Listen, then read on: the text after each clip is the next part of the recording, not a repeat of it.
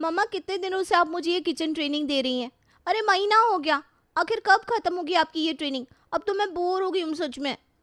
अरे बेटा, शादी होने वाली है तेरी, और तू ये समझ ले कि ये ट्रेनिंग अगर मन से पूरी कर लेगी ना, तो जीवन भर किसी का मुंह ताकने की ज़रूरत नहीं पड़ेगी तुझे। ऐसी कोई डिश नहीं है जो तुझे मैंने बनानी ना सिखाई हो। कड़ी से लेकर राजमा तक सब अच्छे से आ गया है तुझे बनाना। आज मैं तुझे सिखाऊंगी ऐसी रामबाण सब्जी कि हफ्ते में 3 दिन तो तू इसी सब्जी को बनाकर काम चला सकती है। अरे माँ क्या बात कर रही हो? हफ्ते के 3 दिन एक ही सब्जी से काम चल जाएगा? और नहीं तो क्या। देख, कुछ दिनों में सर्दियों का मौसम शुरू हो जाएगा, और सर्दियों के मौसम में ना गोभी और मटर बनाने आ जाए तो समझ ले तेरा खाना बनाने का 80% काम निपट गया। अरे बेटा, यही तो सब्जियां होती हैं सर्दी में, यही उलट पलट के बनानी होती। ऐसे ही गर्मियों में लौकी और भिंडी, इन 4 सब्जियों को तू ऐसे बनाना सीख ले कि खाने वाला उंगलियां चाट चाट कर खाए। समझ गई? अरे मम्मी क्या बात कर रही हो आप? अब मैं रोज़ रोज़ एक ही सब्जी बनाऊंगी तो मेरे ससुराल वाले ये नहीं बोलेंगे रोज़ एक जैसा खाना बना कर रख देती हो? अरे बेटा, सब कुछ बनाना आना चाहिए, लेकिन स्पेशल चीज़ ना कभी कभार ही बनाई जाती है। अब छोले चने, राजमा, ये सब तो हफ्ते के 10 दिन में एक बार ही खाया जाता है। बाकी रोज़ाना में तो सब सब्जी ही खाते हैं ना। तू ऐसा कर जैसा मैं तुझे बता रही हूँ, बस। माँ के बताए अनुसार शानवी खाना बनाने के गुर अपनी माँ से सीख रही थी। एक सप्ताह के बाद शानवी को देखने के लिए लड़के वाले उनके घर पहुंचते हैं। देखिए बहन जी, मैं समझती हूँ आजकल की लड़कियाँ पढ़ी लिखी मॉडर्न हो गई है। रसोई में तो पैर रखने को भी कोई राज़ी नहीं है। लेकिन भाई, हम तो पुराने ख्याल वाले लोग हैं। हमें तो ये आज के ज़माने की मॉडर्न नहीं, अपनी तरफ परंपराओं को निभाने वाली लड़की चाहिए। मेरी बातों का बुरा मत मानना बेटा, लेकिन देखो, सच तो यही है ना कि शादी के बाद ससुराल जाकर खाना तो बहू को ही बनाना होता है। तो हम चाहते हैं कि बहू को रसोई संभालना अच्छे से आता हो। देखिए बहन जी, ये तो अपने मुँह मियाँ मिट्ठू वाली बात हो गई। लेकिन सच तो ये है कि हमारी शानवी में तो आप ये समझ लीजिए कि साक्षात माता अन्नपूर्णा का आशीर्वाद है। अरे इसके हाथ में तो इतना स्वाद है कि कभी कभी हमें ऐसा लगता है कि हमारा 30 साल का खाना बनाने का अनुभव इसके सामने फीका है। अरे बहन जी, क्या बात कर रही हैं? क्या वाकई बिटिया इतना बढ़िया खाना बनाती है? बहन जी, हम तो कहते हैं हाथ कंगन को आरसी क्या, और पढ़े लिखे को फारसी क्या। आप खुद ही चक्कर देख लीजिए और फिर फैसला करिए कि हमारी बिटिया के हाथों में स्वाद है कि नहीं। अगर ऐसी बात है तो फिर कुछ चखवाइए। अब तो हमारी उत्सुकता बहुत बढ़ गई है। एक बार शानवी बिटिया के हाथ का बना हुआ कुछ खाने को मिल जाए। बहन जी, शानवी लंच लगा ही रही है डाइनिंग टेबल पर। 10 मिनट में खाना तैयार हो जाएगा। अगले 10 मिनट के अंदर शानवी ने डाइनिंग टेबल पर खाना लगा दिया था और शानवी की सास, होने वाला पति देवेश, देवेश के पिताजी और शानवी के मम्मी पापा डाइनिंग टेबल पर बैठे हुए खाना खा रहे थे। पहले तो मुझे यही लगा था कि आंटी जी आप अपनी बेटी की झूठी तारीफ कर रही हैं शायद, लेकिन शानवी के हाथ का खाना खाकर तो वाकई फैन हो गए भाई हम तो। बिल्कुल ठीक कहा देवेश बेटा तुमने। इस खाने में ना तो रेस्टोरेंट के खाने जैसा तेज मसाला है, ना ही घरेलू खाने जैसा सादापन। एक अलग ही कड़कपन है शानवी के हाथ के खाने में। देखिए बहन जी, अब आपने ना ये इतना स्वादिष्ट खाना खिलाकर गलती तो कर दी है। अब तो भाई हम लोग शादी तक इंतजार भी नहीं कर पाएंगे। मेरा बस चले तो मैं कल ही शाम को शानवी को बहू बनाकर अपने घर ले जाऊं और रसोई की जिम्मेदारी शानवी के ऊपर सौंप कर कुछ दिन चैन की बंसी बजाऊं।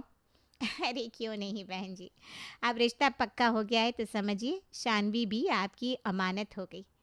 अब महीने 2 महीने की बात है, जैसे ही शादी का मुहूर्त निकलता है बस उसके बाद तो आपकी हो जाएगी हमेशा के लिए। शानवी और देवेश की शादी पक्की हो गई थी और ठीक 2 महीने बाद शानवी शादी करके देवेश के घर पहुंच चुकी थी। अब बेटा, तुम्हें तो रसोई के बारे में मैं क्या ही समझाऊं। तुम्हारे हाथों का कमाल तो हम देख ही चुके हैं। मुझे नहीं लगता तुम्हें कोई भी समस्या आने वाली है। हाँ, शुरुआत में तुम्हारी मदद के लिए मैं तुम्हें सब चीज़ों की जगह के बारे में समझा देती हूँ। बाकी तो मुझे पता है तुम संभाल लोगी। जी मम्मी जी, आप बिल्कुल भी चिंता मत करिए, मैं सब संभाल लूँगी। आप बस ये बता दीजिए मम्मी जी कि आप लोग मीठे में क्या खाना पसंद करेंगे, मैं वही बनाऊँगी। बेटा सच बताऊं तो तुम्हारी शादी में इतना मीठा तला भुना खा लिया कि कुछ भी ऐसा स्पेशल खाने का मन नहीं है। तुम ऐसा करो, सिंपल आलू गोभी बना लो। तुम्हारे ससुर जी भी कह रहे थे कि आप घर में कुछ दिन सादा खाना ही बनवाना। वैसे भी रोज़ रोज़ क्या बनेगा, ये हम औरतों की बहुत बड़ी समस्या है। इसलिए मैं एक लिस्ट बनाकर दे देती हूँ कि किस दिन क्या बनेगा। तुम बस उसी के अनुसार आराम से रोज बनाती रहना, ठीक है? ये ठीक रहेगा मम्मी जी, सच में। ये ना बड़ी समस्या होती है कि क्या बनाएं। माँ का बताया हुआ आलू गोभी तो पहले दिन ही काम आ गया। माँ ठीक ही कह रही थी, आलू गोभी रामबाण उपाय है। आलू गोभी बनाने में तो वैसे भी मैं पहले से एक्सपर्ट हूँ। ऐसा आलू गोभी बनाकर खिलाऊंगी ना सबको, सब वाह वाह कर उठेंगे।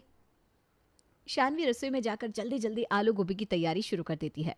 कुछ देर बाद मम्मी जी, पापा जी, सब लोग डाइनिंग टेबल पर आ जाइए, खाना बन गया है। बन गया है तो फिर देर किस बात की, जल्दी से खाना लगाओ भाई। तुम्हारे हाथ का खाना खाने के लिए तो इतने महीनों से इंतजार कर रहा हूँ मैं। क्या आप भी मम्मी पापा के सामने? अरे इसमें शर्माने जैसी क्या बात है, जो सच है वही तो कहा मैंने। और सिर्फ मैं नहीं, मम्मी पापा भी इंतजार कर रहे हैं भाई तुम्हारे हाथ के खाने का। अब इतना अच्छा खाना खिलाकर जो भेजा था तुमने, इंतजार करना तो बनता ही है। पति की बात सुनकर शानवी शर्मा गई थी। शानवी सबकी थाली में भोजन परोसती है, तभी सब्जी की तरफ देखकर अचानक से सबके चेहरे का रंग उड़ जाता है। क्या बात है, आप लोगों को सब्जी पसंद नहीं आई क्या? सबके चेहरे उड़े उड़े से क्यों हो गए? ये बेटा, ये तुमने कैसी आलू गोभी बना दी? आप ही ने तो कहा था मम्मी जी, आलू गोभी। आलू गोभी ही तो बनाई है, खाकर देखिए ना, अच्छी बनी है। अरे बेटा, ऐसी सूखी सूखी सब्जी कौन खाएगा? हमारे यहाँ इतनी सूखी सब्जी कोई खा नहीं पाएगा। मतलब आपने कुछ और बनाने के लिए कहा था क्या मुझसे? अरे भाई, तरी वाली गोभी बनानी चाहिए थी ना, ऐसी सूखी गोभी कौन खाता है? हैं? तरी वाली गोभी? अब ये क्या बला है? मम्मी ने तो मुझे आलू गोभी एक ही तरीके से बनानी सिखाई थी। अब ये तरी वाली गोभी क्या होती है?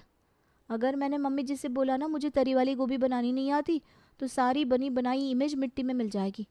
और वैसे भी मम्मी ने बहुत बड़ी बड़ी तारीफ की है मेरी। अच्छा मम्मी जी, तरी वाली गोभी बनानी थी। आपने मुझे पहले क्यों नहीं बताया? मुझे लगा शायद अब सूखी आलू गोभी की बात कर रही हैं। अब तो मुझसे गलती हो गई है। ऐसा करिए, आज आप लोग यही खा लीजिए। अगली बार मैं आप लोगों की पसंदीदा तरी वाली गोभी बना दूंगी। अरे बेटा, हमारे यहाँ सूखी आलू गोभी कोई नहीं खाता।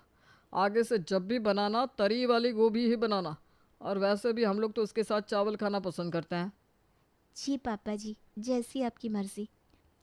आज तो मैंने किसी तरह से अपनी इज्जत बचा ली, लेकिन ये अगले शुक्रवार को मम्मी ने लिस्ट में फिर से आलू गोभी लिखी हुई है। इसका मतलब अगले शुक्रवार को फिर ये तरी वाली गोभी का सियापा फंसने वाला है। हे भगवान, क्या करूं मैं? किससे पूछूं ये तरी वाली गोभी की रेसिपी? ऐसा करती हूँ, मम्मी को फ़ोन करती हूँ। पहले तो मम्मी की खबर लेती हूँ। उन्होंने मुझे ना तो कभी बनाकर खिलाई, ना बताया कि गोभी तरी वाली भी होती है। शानवी अपने कमरे में जाकर माँ को फ़ोन लगाती है। मम्मी, किस जन्म का बदला निकाला है आपने मुझसे? आपने क्या कहा था? मेरी किचन ट्रेनिंग पूरी हो गई है। अब मेरे बनाए हुए खाने को सब लोग उंगलियां चाट चाट कर खाएंगे। आपको पता है क्या हुआ? पहले दिन ही मेरी इज्जत की किरकिरी हो गई यहाँ पर। अरे बेटा, ऐसा क्या हो गया?